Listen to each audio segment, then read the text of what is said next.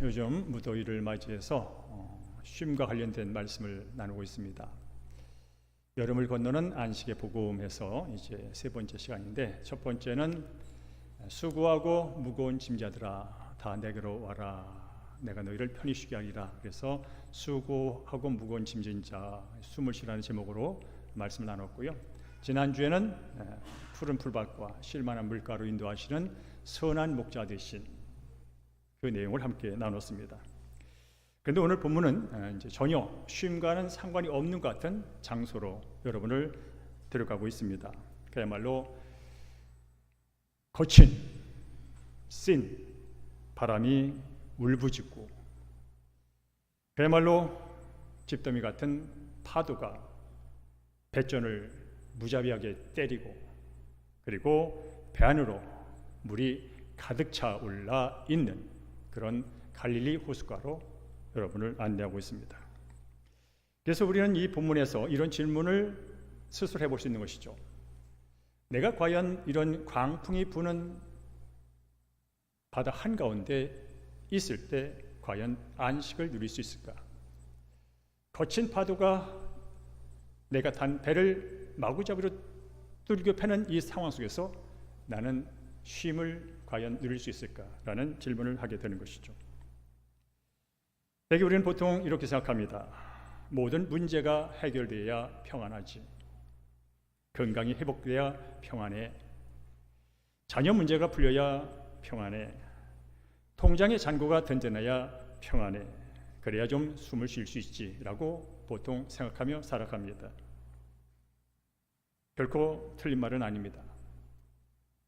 모든 문제가 풀리면 평안합니다. 그러나 성경이 말하는 평안은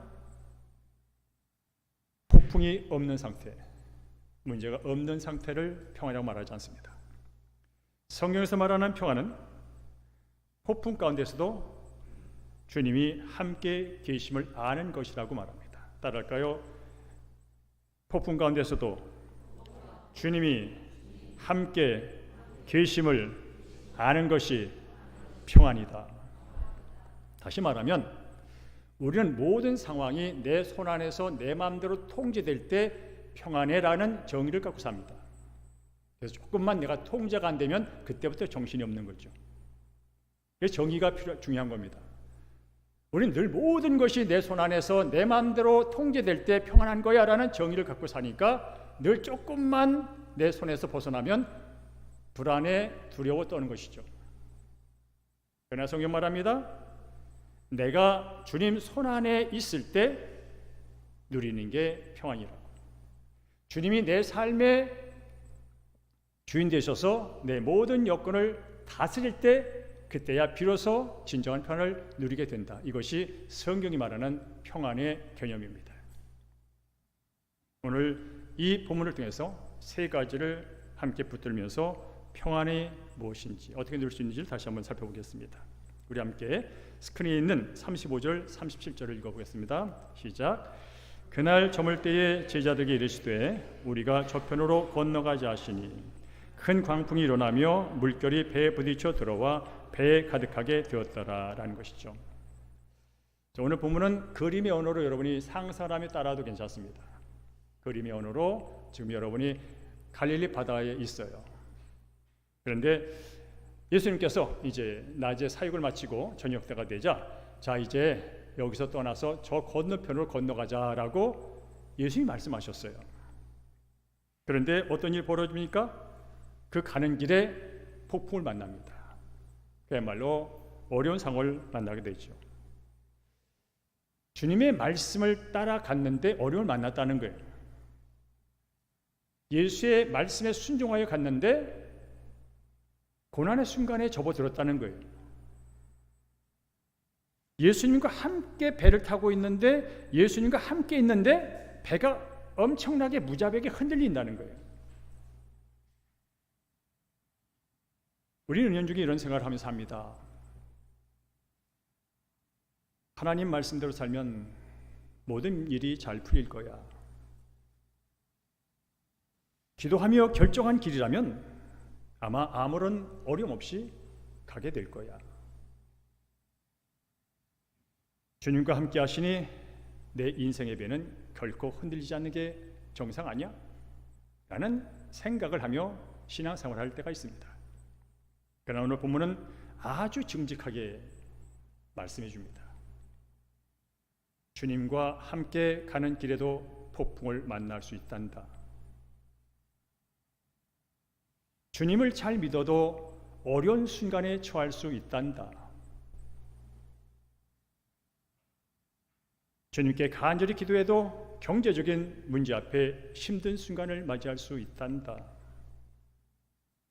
말씀과 믿음으로 자녀를 키워도 그 자녀가 다른 길로 곁길로 빠져가서 눈물이 날 때가 있단다.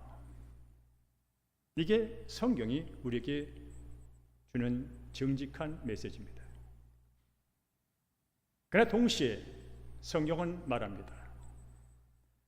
폭풍이 왔다고 주님이 너를 진짜 떠난 건 아니야. 경제적으로 어렵다고 몸이 좀 아프다고 하나님 너를 포기한 건 아니야.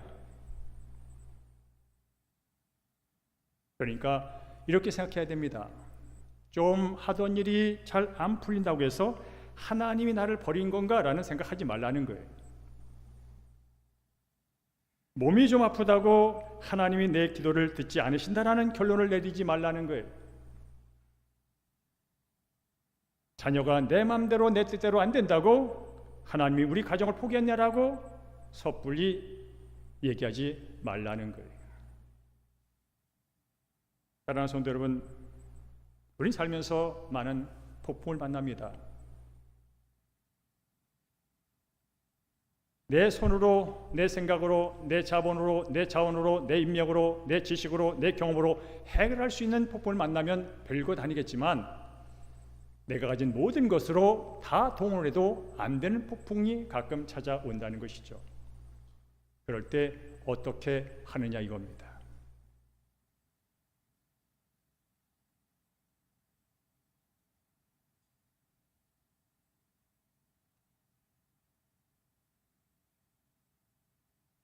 마음속에 내가 스스로 해결할 수 없는 어떤 두려움과 불안과 최악의 상황이 다가올 때 그것을 반복하면서 환경의 높은 파도보다 더 높은 불안의 파도를 내 스스로 만들고 있지는 않은지, 눈에 보이는 환경의 세찬 바람보다 내 속에 떨리는 불안과 두려움의 파도와 바람을 스스로 더 만들고 있지는 않은지를 생각해 보자는 거죠. 그래서 성경은 늘 말합니다. 염려한다고 네 키를 석자나 더 키울 수 없어. 염려 대신 기도로 바꾸라고 말을 합니다. 아니, 염려를 주님께 맡기라고 얘기를 합니다. 그러면 주님이 친히 돌보신다고 베드로전서에서 말씀하고 있죠. 여러분, 이 시간 예배를 드리는 여러분 마음속에도 오늘도 많은 흔들림과 세찬 거친 세상의 파도 속에서 지친 어떤 모습이 있을 거예요. 여전히 예배 끝나면 기다리고 있는 그 두려운 어떤 환경들이 여전히 존재할 거예요. 그렇다면 오늘 이 시간, 예배하는 이 시간 어떻게 할 거냐는 거죠. 주님과 그 두려움의 대상을 동시에 바라보면서 예배에다 갈 거냐는 거죠. 바라기는 이 시간만큼이라도 여러분의 마음속에 요동치는 그 어떤 파도와 바람을 주님 앞에 마음으로 진실하게 내려놓는 여러분 되기를 주님으로 축복합니다. 내려놓는 건 다른 게 아니에요. 입술로 내려놓는 게, 말로 내려놓는 게, 믿음으로 내려놓는 거예요. 그럴 때 하나님께서 어떻게 일하시는지를 경험하게 될 줄로 믿습니다. 우리 함께 38절을 읽어보겠습니다. 38절 시작. 예수께서는 고물에서 베개를 베고 주무시더니. 자, 앞서 말한 것처럼 세찬 바람이 몰아칩니다. 그래서 높은 파도가 배를 흔들어 제낍니다. 물이 배 안으로 쉴 수 없이 들어와 이제 가득 차가지고 가라앉기 직전이라고 성경 말합니다. 침몰 직전이랍니다. 그야말로 위급한 상황입니다. 제자들은 공포에 질려버린 상황입니다. 그런데 이상한 장면 하나 포착이 됩니다. 예수님이 배 뒤편에서 베개를 비고 편안하게 주무시고 계시다는 아주 이상한 그림이 본문에 그려져 있습니다. 그래, 맞아요. 예수님은 하루 종일 얼마나 일을 많이 하신지 모릅니다. 각색 병든 자를 고치느라고 얼마나 에너지를 썼는지 모릅니다. 영적으로 귀가 막히고 마음이 막히고 강팍한 그 마음속에 하늘의 천국의 복음을 씨앗을 뿌리냐고 얼마나 에너지가 빠졌는지 모릅니다. 거기에 예수님을 시기하며 질투하며 무시하는 바리새인들의 그 눈빛을 이겨내느라 얼마나 힘들었는지 모릅니다. 그래서 예수님은 지치셨습니다. 그래서 예수님은 폭풍에도 골아떨 정도로 완전히 지친 몸이었습니다. 우리 여기서 예수님의 참 인간 성품을 발견합니다. 그렇구나, 예수님은 참 하나님이시며 참 인간이라고 말씀하는데 참 인간이구나. 그러나 오늘 본문은 피곤하기 때문에 잤다는 것만 보여주지는 않을 것입니다. 더 깊은 뜻이 있는 것이죠. 제자들에게 폭풍은 정말로 가장 큰 문제요, 현실이었습니다.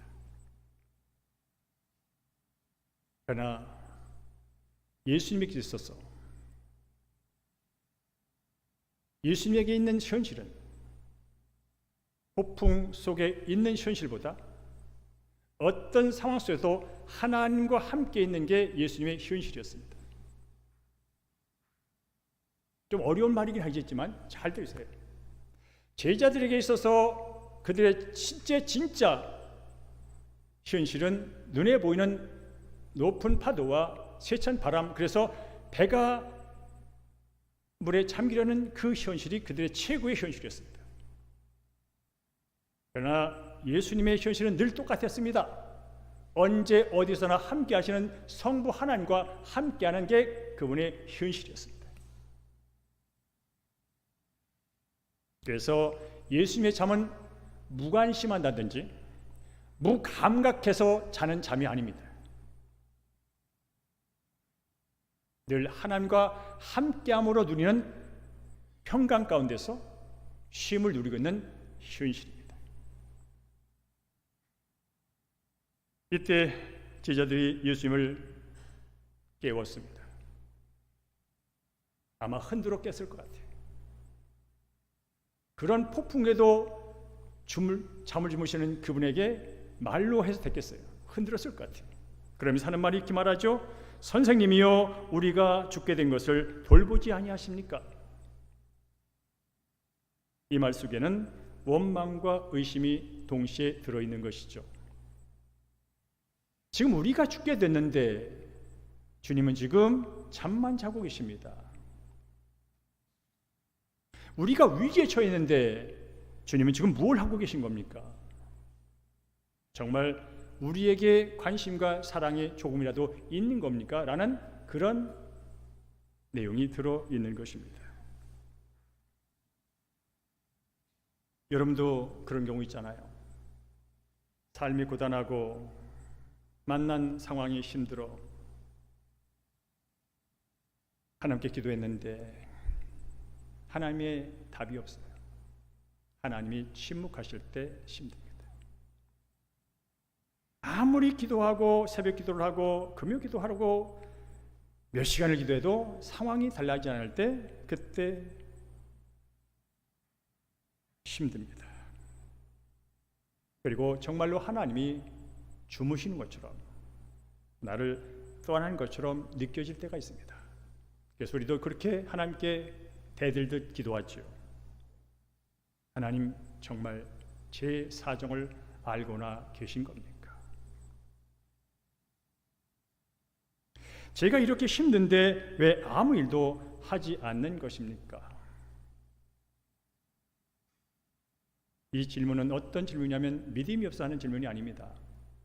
하나님의 능력은 내가 말씀을 통하여 알겠는데 그 능력이 내 삶 가운데 적용되지 않는 걸 보면서 하나님의 마음이 나로부터 멀어진 게 아닙니까? 라는 거기에 대한 의심이 동시에 들어있는 질문의 기도죠.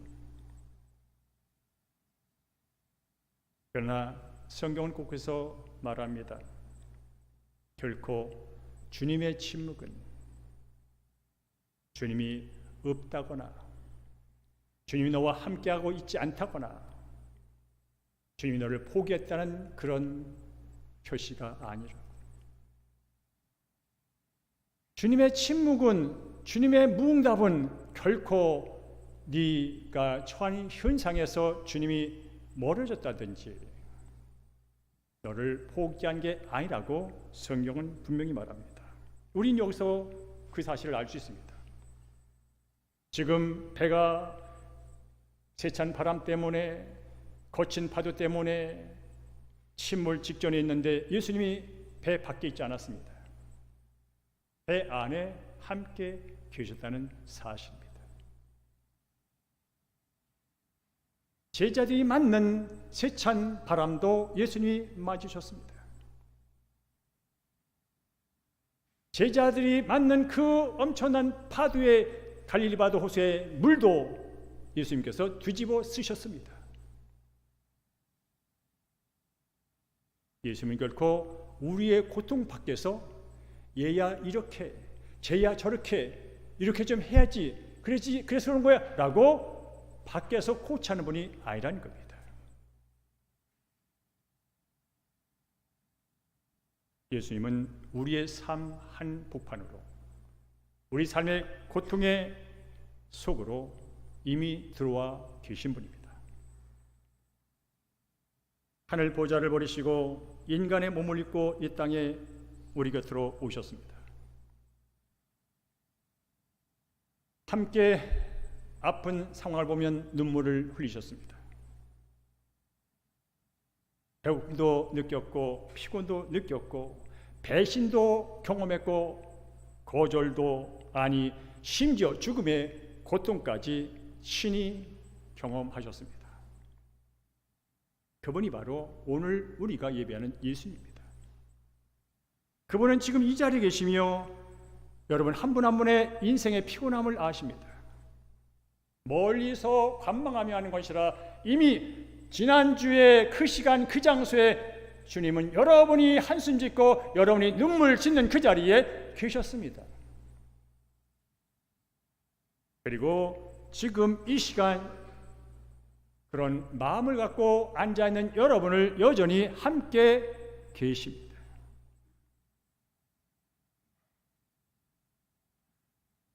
우리 예배는 바로 함께 하신 예수님에 대한 믿음을 갖고 오늘 예배가 드려지고 있는 것이죠.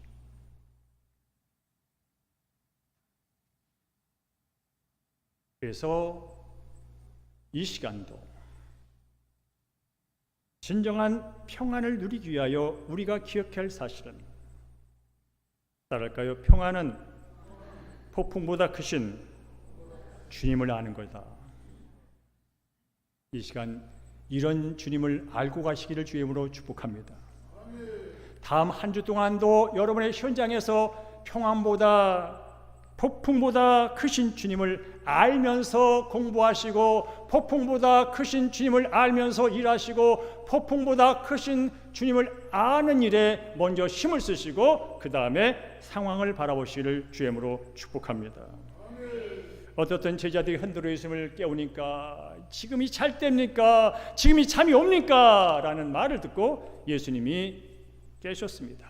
그리고 이렇게 하셨죠. 39절을 함께 읽겠습니다. 시작. 예수께서 깨어 바람을 꾸짖으시며 바다더러 이르시되 잠잠하라 고요하라 하시니 바람이 그치고 아주 잔잔하여지더라. 아멘. 그렇습니다. 기적이죠. 우리가 볼 때는 기적이죠.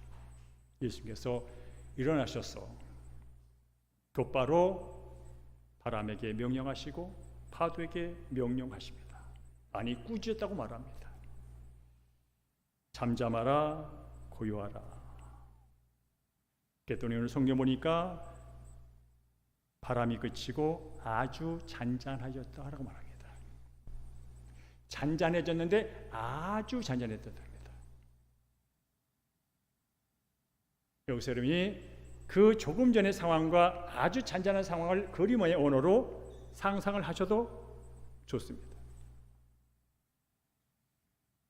그렇게 죽을 것처럼 흥분되어 초조하여 위기 속에 있던 나의 감정과 지금 예수님이 한마디 때문에 아주 잔잔해진 그 상황을 보는 나의 감정을 여러분이 비교해 봐도 좋습니다.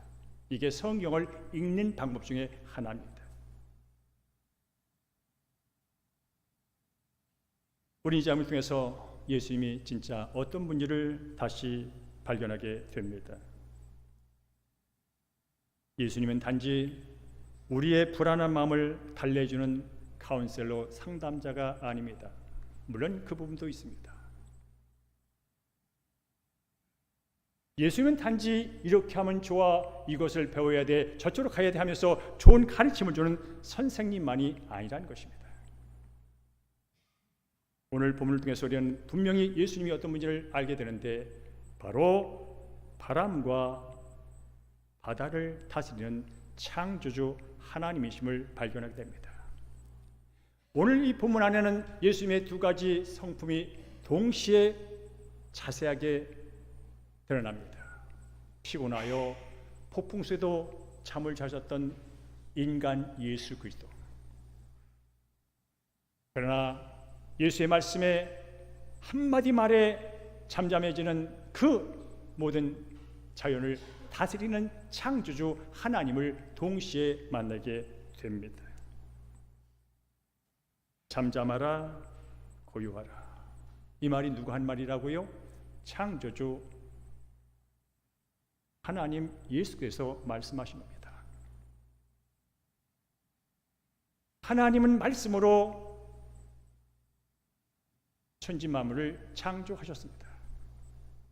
이 말은 세상에 어떤 권위 있는 사람의 말과 3차원의 말이 아닌 초월의 능력을 가진 말입니다. 이 말은 없는 것을 있게 하는 말입니다. 이 말은 죽은 것을 다시 살리는 말입니다. 이게 창조주의 말입니다.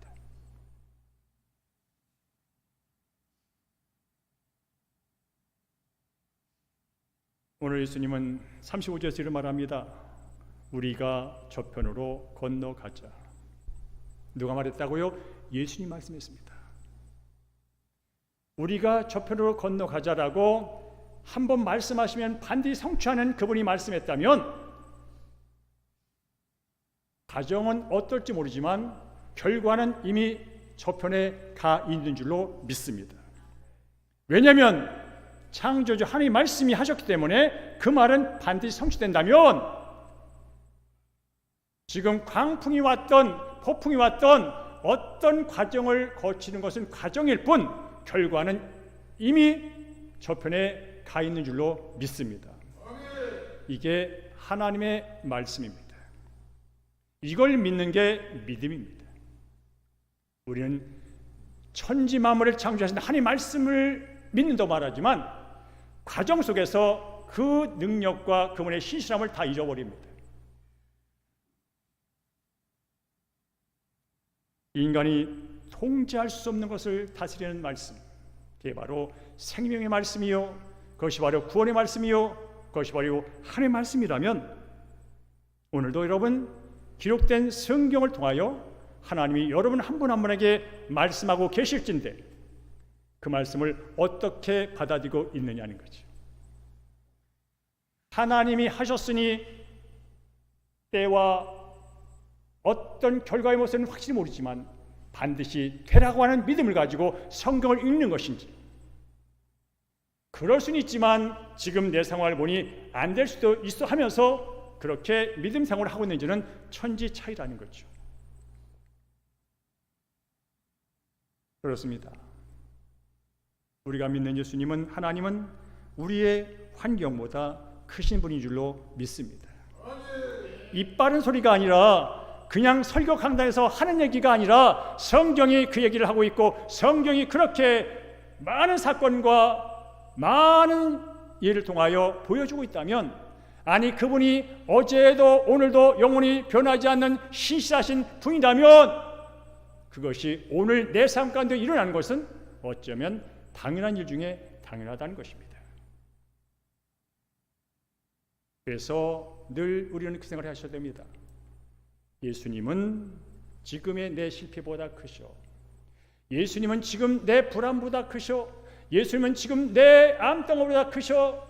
예수님은 지금 내가 처한 어려움보다 크셔. 예수님은 지금 내가 덜덜덜 떠고 있는 두려움보다 크셔. 내가 만난 인생의 폭풍보다 크셔. 라는 말을 믿을 뿐 아니라 입으로 선포하는 거예요. 그리고 그것이 실제로 된 양 행동하는 겁니다. 오해하지 마십시오. 믿음이 있기 때문에 폭풍이 없는 거라고 말하는 게 아닙니다. 믿음은 여러분이 만난 고통과 폭풍의 실제를 부정하는 게 아닙니다. 건강의 문제 실제입니다. 재정의 문제 실제입니다. 관계의 아픔 실제입니다. 그러나 눈에 보이는 상황만 실제가 아니라는 거예요.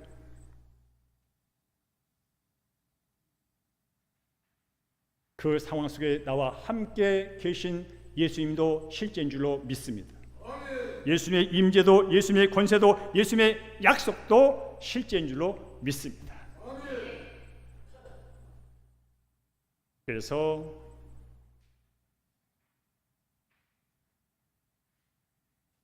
우리는 이런 단어를 기억하게 되는 것이죠. 눈에 보이는 환경의 실제에 지배받으며 살 것이냐, 아니면 환경보다 크신 주님과 그분의 말씀에 다스림 받으며 살 것이냐, 이건 나의 선택입니다. 그래서 매일 큐티하는 이유가 그겁니다.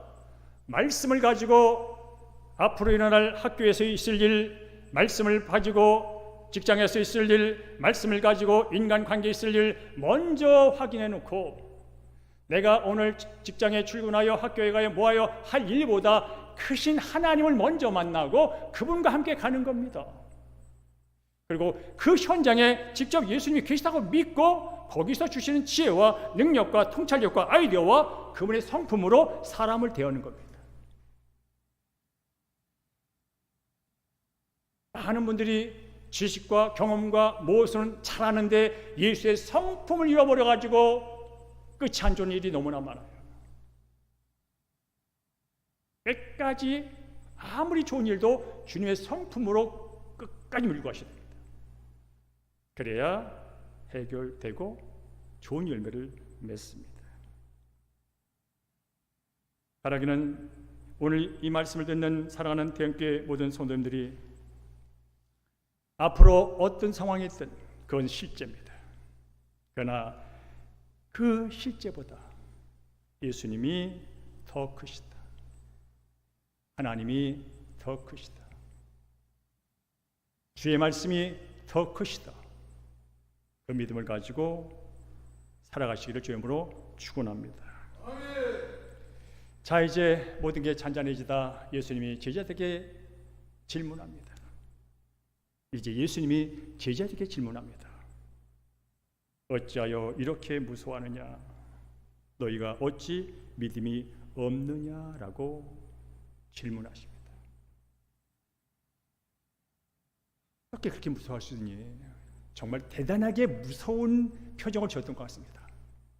예수님을 깨우면서 정말 완전히 얼굴이 노래져가지고 그냥 완전히 두려움에 사로잡혀가지고 예수님이 봐도 뭐 놀랄 정도로 무서워했나 봅니다.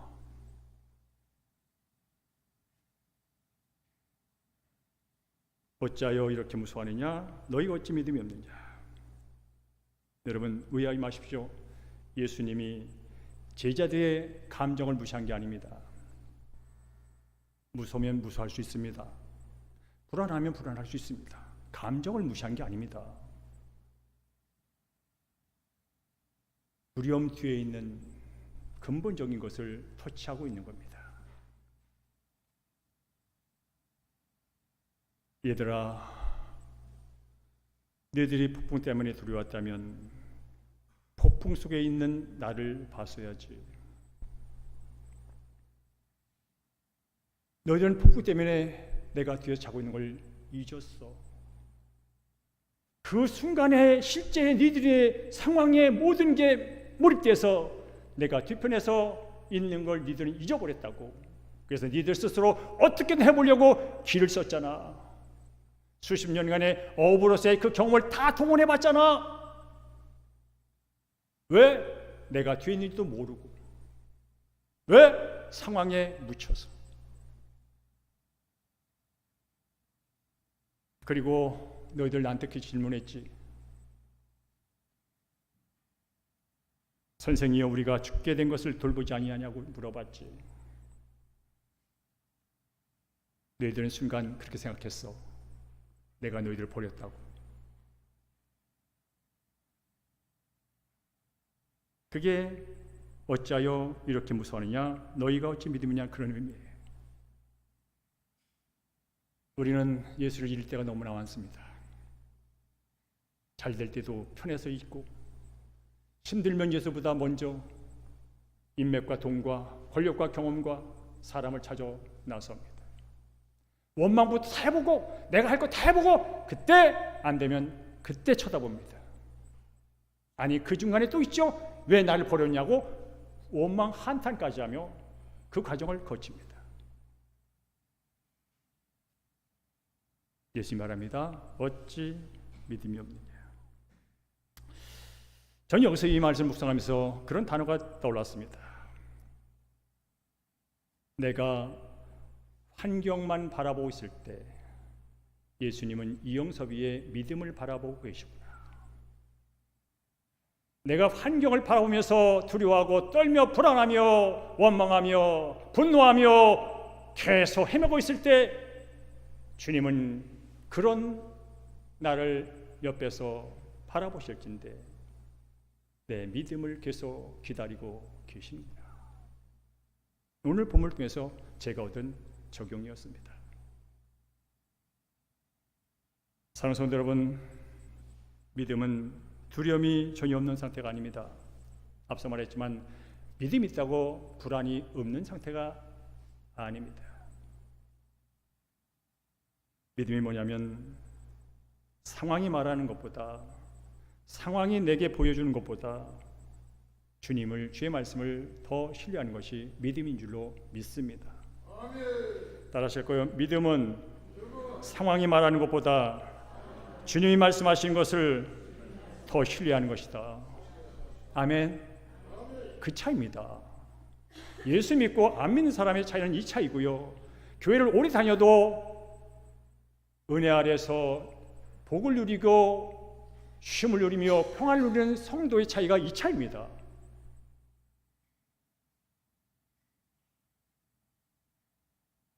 사랑하는 성도 여러분, 예수님은 언제 어디서나 우리와 함께 하시는 임마누엘 하나님이라고 친히 말씀하십니다. 앞으로 남은 인생 많은 폭풍이 찾아올 겁니다. 안 찾아오길 저는 중보기도 하지만 그러나 악한 놈이 그냥 내두진 않습니다. 세상이 여러분들을 그렇게 내두지 않습니다. 세상을 원망해봐야 마음만 아픕니다. 분노해봐야 내 속만 더 찢어집니다. 그 자리에 함께 하신 예수, 여전히 내 믿음을 보시는 예수, 그분과 함께 승리하신 여러분에게를 주님으로 축복합니다. 폭풍이 잠잠해 주니 제자들이 서로 말하지요. 그가 누구에게 바람과 바다도 순종하는가? 도대체 이분이 누구기에 바람과 바다도 순종하는가? 라고 말합니다. 오늘 본문에서 제자들은 두 번의 두려움을 경험합니다. 첫째는 높은 파도와 거센 바람 때문에 침울에 물에 빠져 죽을 수 있다는 그 죽음의 두려움을 한번 진하게 느꼈고, 말 한마디로 그것을 잠잠케 하시는 예수 앞에서 두려움을 느꼈는데, 이 두려움은 위협적인 위기의 두려움이 아니라 경외감의 두려움.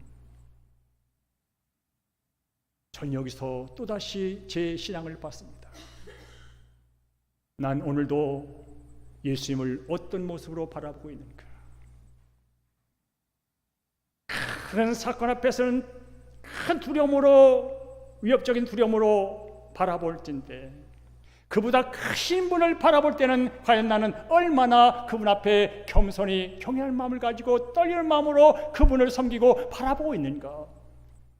아무리 그분이 나를 친구 삼아 주셨고, 아무리 그분이 나를 자녀 삼아 주셨고, 아무리 그분이 내게 모든 걸 내어줬다 한들 내가 과연 그 하나님을 정말로 두려운 마음을 가지고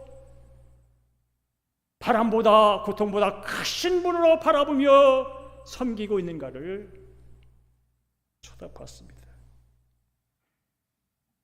그래서 오늘 본문의 주제가 뭔지 아십니까? 예수를 깨웠더니 문제 해결됐대, 기도했더니 병이 났대, 기도했더니 뭐가 됐대, 그런 얘기를 하는 게 아니에요. 도대체 그분이 누구길래? 도대체 그분이 누구길래? 이 질문이 오늘 본문의 핵심 질문인 거예요. 여러분, 그분이 누굽니까? 오늘 예배드리는 그분이 누굽니까? 그분을 아는 것이 지식의 근본이고 그분을 제대로 하는 것이 최고의 복인 줄로 믿습니다. 이제 오늘 본문을 십자가 빛 아래로 가져가서 다시 바라보기를 원합니다. 갈릴리 호수의 광풍을 말씀 한마디로 잠잠케 하신 예수님은 앞으로 더 크고 더 깊은 더 힘든 폭풍의 자리를 향해 걸어가고 있다는 사실입니다. 그 자리가 바로 십자가 자리. 십자가는 죄와 죽음과 심판이라는 가장 이 세상에서 거대한 폭풍이 몰아친 자리가 바로 골고다 언덕 십자가의 자리. 갈릴리 바다에서는 예수님께서 바람과 바다를 꾸짖어서 잠잠케 하셨습니다. 그리하여 제자들을 편안하게 해주셨습니다. 그러나 십자가에서는 우리의 죄가 가져온 여러분과 저의 죄 때문에 일어난 그 폭풍을 피하지 않고, 어떤 폭풍, 고통의 폭풍, 죽음의 폭풍을 피하지 않으시고 그대로 예수님이 맞으셨다는 거예요. 그림의 언어로 따라오십시오. 예수님께서 우리 대신 버림받은 자리에 서셨습니다. 영원한 심판의 폭풍에 삼켜져서 불못에 던져져야 할 여러분과 저를 위하여 예수님께서 대신 그 폭풍을 손수 맞으셨다는 것입니다.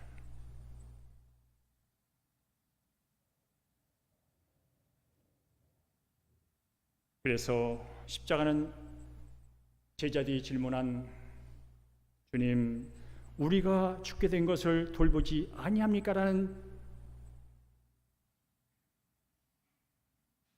대답이 바로 십자가입니다. 내가 너희를 돌보지 않는다고 생각하니 그러면 십자가를 보거라. 이 시간 예배하는 사랑하는 성도님, 혹시 하나님이 여러분 자신을 돌보지 않는다고 생각하신 적이 계십니까? 그러면 십자가를 바라보십시오. 그분이 내 경제사정, 내 건강사정, 내 모든 거 해결해 주 않는다고 떠난 것처럼, 없는 것처럼 생각이 든다면 십자가를 바라보십시오. 우리 흔히 그런 생각을 합니다. 건강하면 사랑받는 것 같고 아프면 잊힌 것 같습니다. 일이 잘 되면 하나님이 있는 것 같고 길이 막히면 떠난 것 같습니다. 그러나 복음은 순서를 뒤집습니다. 상황으로 하나님의 사랑을 해석하지 말고 십자가로 상황을 해석하라는 거예요. 따라할까요? 상황으로 하나님의 사랑을 해석하지 말고 십자가로 상황을 해석하라는 거예요. 그럴 때 고난의 유익이 되는 거예요. 상황을 갖고 계속 하나님을 해석하는 한 여러분은 기복을 넘어가지 못합니다. 하나님의 깊은 은혜 바다를 빠질 수가 없습니다. 그러나 모든 것을 십자가를 통하여 여러분의 상황을 해석할 때 어느 시점에서 고난이 유익입니다 하면서 눈물을 흘리는 거예요. 말씀을 맺겠습니다. 시시때때로 다가오는 인생의 폭풍과 고난은 우리의 삶을 흔들 수 있습니다. 저도 하루에 몇 번씩 흔들며 갑니다. 그러나 저를 향한 하나님의 사랑을 취소할 수는 없습니다. 하나님이 2000년에 저를 위하여 죽으신 예수님의 사랑과 구원은 그 어떤 것도 취소시키지 못합니다. 여러분이 만나는 고난과 폭풍은 여러분의 몸과 마음을 약하게 할 수 있습니다. 그러나 이미 내 안에 계신 예수의 생명은 빼앗을 수 없는 줄로 믿으시기 바랍니다. 오늘 어떤 여러분의 인생의 배에 물이 차오르고 있습니까? 건강입니까? 가정입니까? 자녀의 문제입니까? 경제적인 어려움입니까? 아무에게도 말하지 못하는 마음의 무거움입니까? 두려움입니까? 저는 절대로 사랑하는 여러분들이 갖고 있는 현재의 문제를 작다고 결코 말하지 않습니다. 여러분이 현재 직면한 현실을, 실제를 결코 작다고 평가하지 않습니다. 그러나 중요한 것은 그게 전부가 아니라는 것입니다. 진짜 중요한 것은 그보다 큰 분이 사랑하는 여러분과 늘 함께 계신다는 것입니다. 저하고 함께 계시듯이. 그분은 십자가에서 가장 깊은 폭풍을, 가장 날카로운 폭풍을, 가장 고통스러운 폭풍을 손수 맞으시고 죽음을 이기신 주님이 저와 여러분과 함께 계십니다. 여러분과 저의 배는 가면서 흔들릴 수 있습니다. 그러나 예수님은 흔들리지 않는 줄로 믿습니다. 위기를 만나고 고통을 만날 때마다 우리의 마음은 요동칠 수 있습니다. 그러나 하나님의 약속의 말씀은 결코 흔들리지 않는 줄로 믿습니다.